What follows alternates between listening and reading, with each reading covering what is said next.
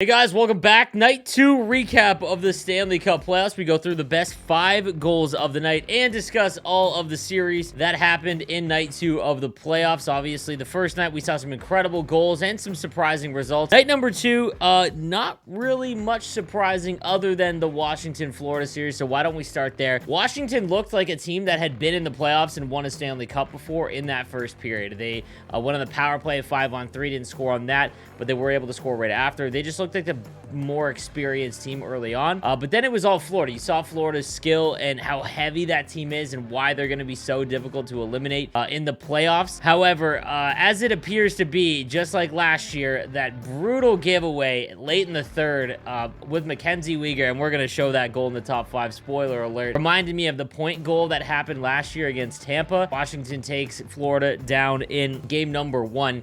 Kind of a surprising score there, but again, I don't think it's going to be a clean sweep for Florida. I think they will win the next 4, to be honest with you. I think that Bobrovsky played incredible, and if he plays good, and Florida can get out of their own way, I think that series is still going to be over because it looked like Washington played as best as they possibly could. All right, and let's get the Dallas-Calgary series out of the way quickly. So Calgary wins 1-0, and the Western Conference has been brutal. In my opinion, I think it's the worst it's been since at least I've been alive, or at least when I paid attention to hockey. So like 2 decades at least. Dallas gets in. They're a negative goal differential team. I think Vegas would have been a better playoff team for sure, but nonetheless, Dallas musters 16 shots on goal. They lose 1-0, and I don't know how they're going to score, especially if Markstrom plays very good. That top line, they provided all the offense they needed, just 1 goal for Calgary, and I think this is going to be a pretty quick series, just again, judging by how game number 1 went. All right, 7-2 Colorado as the Avalanche dismantle the Predators.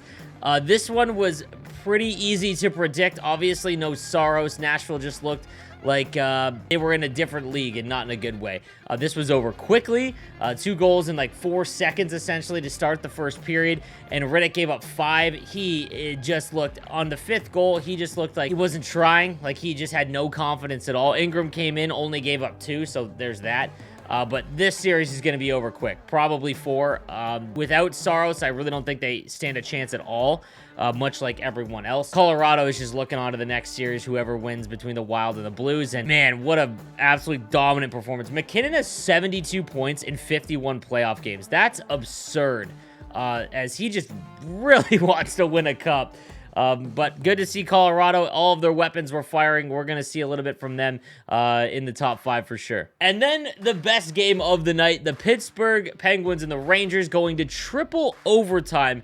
Now, on Twitter and everywhere else, I got a lot of talk about how, you know, I was kind of critical of the Rangers team about how they were carried to the playoffs this season by Shesterkin. And to be fair, I said they would be extremely good in a couple years when Lafreniere and Kakko are able to fill in the top 6 and be real top 6 contributors.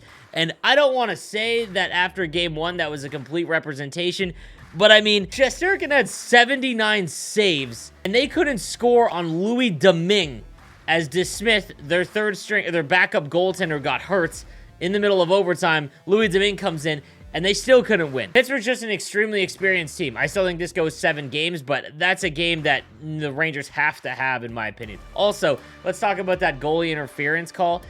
If that's not goalie interference, I don't know what is. And maybe, maybe a lot of people disagree. Maybe Rangers fans disagree. That's fine. But, like, that was goaltender interference. I don't know. Like, that's tough. It sucks, but I don't know about that one. But anyways, guys, let's get into the top 5 goals from night number 2. All right, number 5, it's 2-1 Rangers, and it's Crosby's pass here to Gensel that really makes this play, as Crosby cuts into the middle and an awesome backhand feed that just threads the needle to Gensel here for him to able to fire it past Shesterkin. And again, big moment of the game to tie things up as he just slips through the Rangers defense. That's number 5.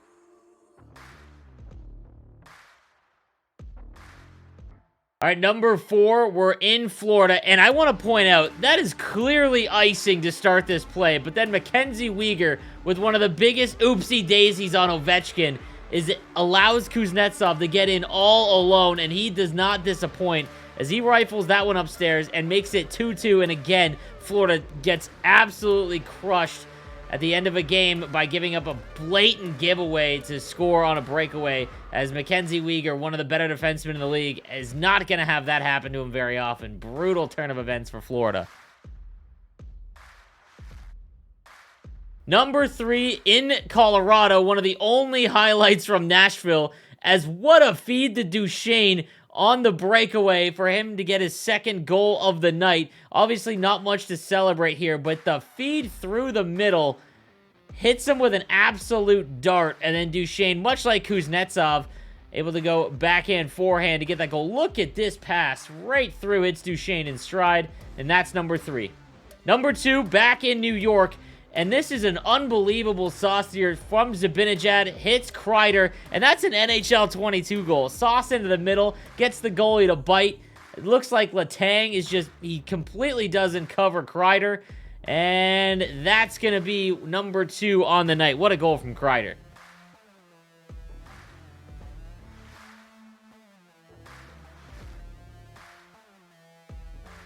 And then your number 1 is pretty obvious here.